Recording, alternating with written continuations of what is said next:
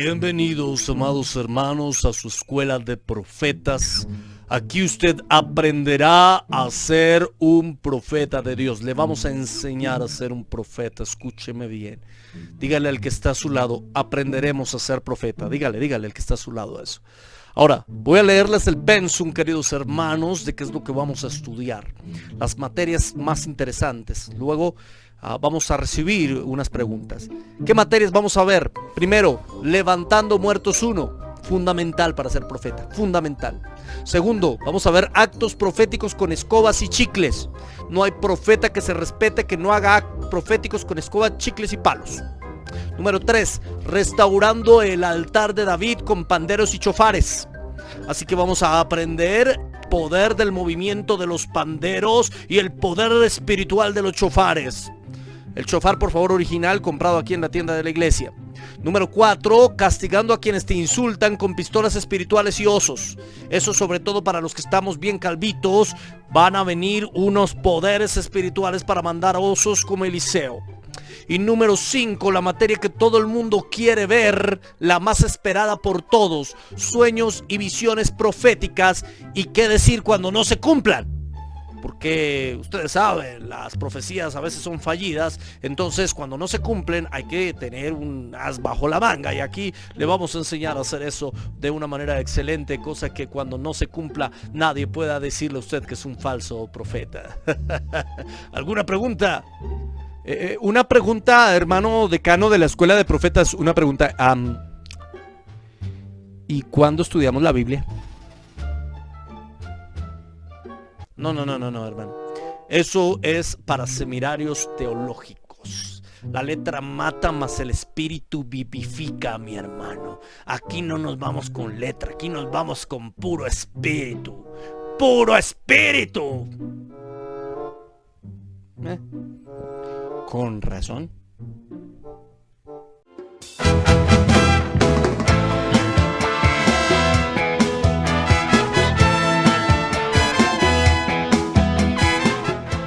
Amigos de Biblia Libre, mi nombre es Edgar Escobar, bienvenidos a este nuevo programa Biblia Libre.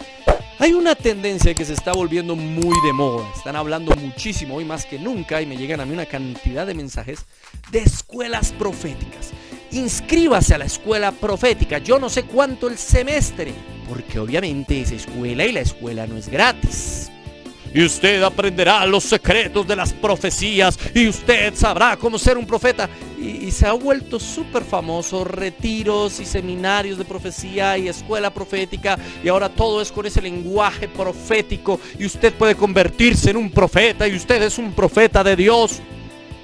¿Es esto cierto? ¿Es esto bíblico? ¿Es esto correcto? Bueno, voy a intentar argumentar aquí que no lo es. Que es una de las nuevas formas de estafa. ¡No! ¡No es cierto! Yo sé que no es cierto. Lo dice para asustarme, pero yo sé que no es verdad. En muchas congregaciones que se autodenominan cristianas, evangélicas o protestantes y que definitivamente no lo son. ¡Oh, no! Y voy a argumentarlo acá. En primer lugar, ¿qué requisitos necesitas para ser parte de una escuela profética? Bueno, son requisitos muy básicos, documentos muy sencillos y básicamente la recomendación de un pastor que te recomienda para que aprendas a ser profeta.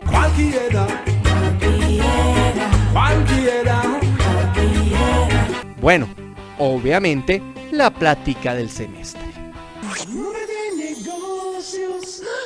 Entonces ellos te cogen en la escuela profética y comienzan a activar tus poderes proféticos.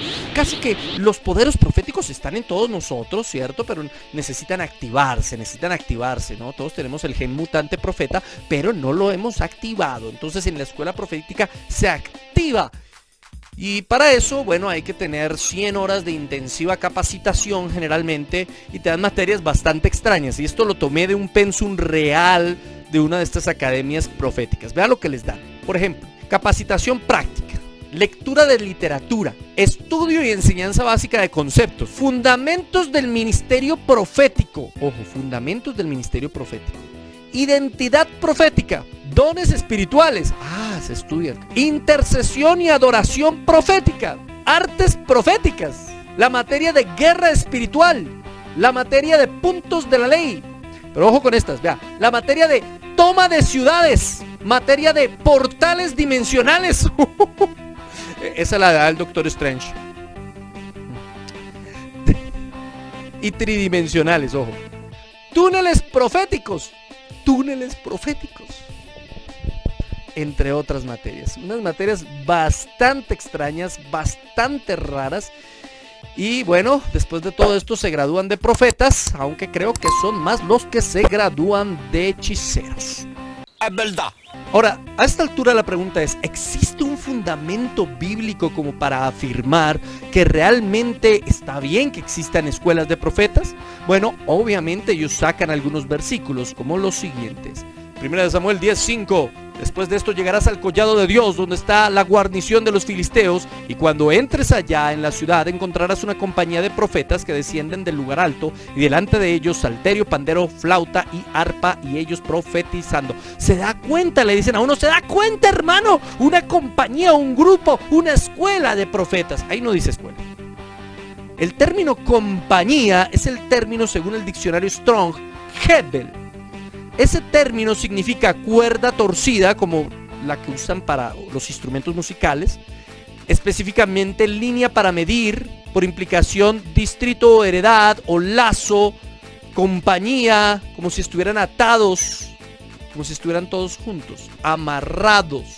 Lo que nos están diciendo es que venían un grupo de personas. ¿Qué era lo que venían haciendo? Cantando ¿qué? Alabanzas, la palabra de Dios.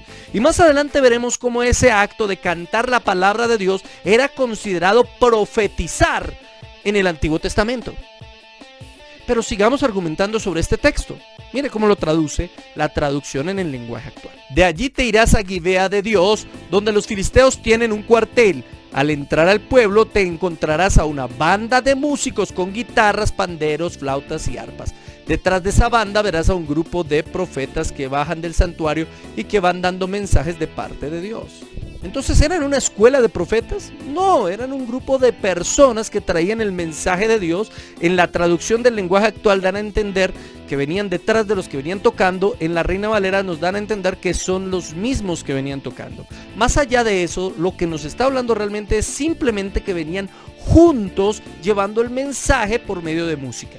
Eso es lo que nos dice. Pero es que usted no ha tomado en cuenta, hermano, 1 Samuel capítulo 19, versículo 20. Entonces Saúl envió mensajeros para que trajeran a David, los cuales vieron una compañía de profetas que profetizaban, y a Samuel que estaba allí y los presidía, y vio al Espíritu de Dios sobre los mensajeros de Saúl, y ellos también profetizaron. ¿Se da cuenta, hermano?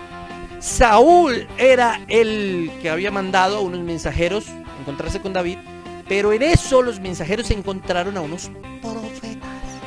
¿Quién los dirigía? Samuel. Samuel era el decano de la escuela de profetas. Él les estaba enseñando a ellos a ser profetas. Ahí se ve clarito. Bueno, yo no lo veo tan clarito. Aquí la palabra hebrea para compañía es la palabra lajaká, que básicamente se usa simplemente para una reunión de personas. Ahora, ¿estaban ellos siendo entrenados para ser profetas? ¿Era Samuel el director o el decano de la escuela de profetas? ¿Dice eso la escritura? Dice que venía Samuel dirigiéndolos, los presidía básicamente, o sea, venía de primero con ellos. Y luego los mensajeros comenzaron a profetizar también. Y ahí hay algo bien raro. ¿Por qué los mensajeros que mandó Saúl comenzaron a profetizar? ¿Eran de la escuela de profetas también? ¿Se habían inscrito? Y luego dice que manda otro grupo, si usted ve más adelante en el mismo texto, y ese grupo al encontrarse con los anteriores también comienzan a profetizar. ¿Cómo así? ¿Cómo era ese desorden? Todos profetizando el futuro. ¿Qué profetizaban? Mire, ninguno de ellos estaba diciendo el futuro. Y ni en este pasaje ni en el anterior podemos encontrar personas viendo el futuro. Lo que realmente vemos es personas alabando y glorificando a Dios. Porque como les dije anteriormente, ese término de profetizar se usa repetidamente para referirse a aquellos que cantaban alabanzas bíblicas o que entonaban salmos. Comprobémoslo. Primera de Crónicas, capítulo 25, versículo 1. Asimismo, David y los jefes del ejército apartaron para el ministerio a los hijos de Asaf, de Emán y de Jedutum, para que profetizasen con arpas, salterios y címbalos, y el número de ellos, hombres idóneos para la obra de su ministerio. Como se pueden dar cuenta, la misma Biblia nos enseña, porque aquí en Crónicas está organizando la alabanza del templo el rey David, y organiza a los hijos de Asaf, Emán y Jedutum para que, y utiliza el término, profetizasen. Así que de esa misma manera entendemos que muchas veces en el Antiguo Testamento se utiliza ese término de profetizar para referirse a personas que están cantándole al Señor. ¿Por qué estas personas se encontraron con los profetas con los que venía Samuel y comenzaron a profetizar? Porque lo que comenzaron a hacer fue a cantar. Se unieron a la banda. Eso fue lo mismo que pasó anteriormente con Saúl. Es decir, la cuestión se repite. No es que Saúl esté diciendo qué va a pasar en el futuro, es que proclama la palabra de Dios por medio de cantos. Porque cuando alguien canta algo bíblico, algo que es palabra de Dios, pues en ese sentido se convierte en un profeta. El profeta es alguien que habla en vez de otro. Ahora, en estos pasajes la palabra para profeta es Navi. Y Navi literalmente solamente significa un hombre inspirado. Un hombre inspirado, hombre que tiene una inspiración. Como cuando usted compone una canción y está inspirado. Pero a usted no le consta que estaban cantando. Ellos podían estar profetizando, hermano, profetizando todos al mismo tiempo. Es muy extraño pensar que llegaran varios grupos de muchas personas y todos comenzaran a hablar del futuro. Ahora, eruditos bíblicos y rabínicos indican que las compañías de profetas se enfocaban en el estudio de la ley. En otras palabras, hoy deberían estudiar la doctrina bíblica cristocéntrica. Los profetas de la compañía no tenían una graduación, no hacían una ceremonia donde, bueno, ahora eres nombrado profeta, como le hacen hoy en día. Básicamente su graduación era cuando se le moría el maestro, cuando él consideraba también que estaban preparados, y también les introducía a una mejor alabanza y adoración al Señor. Es decir, no es que les estuviera dando el don de la profecía, es que estaban preparados para proclamar la palabra del Señor, que era lo que a la final tenían que hacer los profetas. No necesariamente es que tuviesen una revelación, una visión. En oportunidades pasaba y muchos profetas tuvieron revelaciones, visiones y sueños, pero generalmente lo que hacían era anunciar la palabra de Dios. Bien sea por cantos, bien sea por prédicas o por exposición de la Escritura. Hermano, pero usted no ha tenido en cuenta 2 Reyes 6:1, donde dice: los hijos de los profetas dijeron a Eliseo: he aquí el lugar que moramos contigo nos es estrecho. Sí, le sacan a uno ese versículo para decirle que eso era una escuela de profetas, que porque ellos vivían con Eliseo. Y entonces dice los hijos de los profetas. Eran sus seguidores. Sí, eran sus discípulos. Es que es el mismo principio desde Moisés, Josué y Moisés. ¿Se acuerdan? Es el mismo principio, un maestro y unos discípulos. Es el mismo principio que llega hasta nuestro Señor Jesucristo. Él es el maestro y sus 12 son discípulos. Todos los profetas tenían discípulos que seguían sus enseñanzas y escuchaban la palabra de Dios por medio de ellos.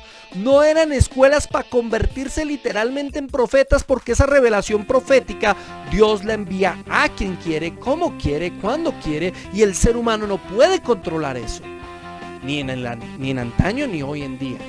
Si la profecía es un don dado por Dios, porque todos los dones son dados por Dios, ¿puedo yo enseñar un don? 1 Corintios 14:1. Seguid el amor y procurad los dones espirituales, pero sobre todo que profeticéis. Y algunos sacan ese versículo para decir: sí, se puede enseñar, yo puedo aprender un don. Procuren todos los dones y especialmente profetizar. Así ve que sí se puede aprender a profetizar.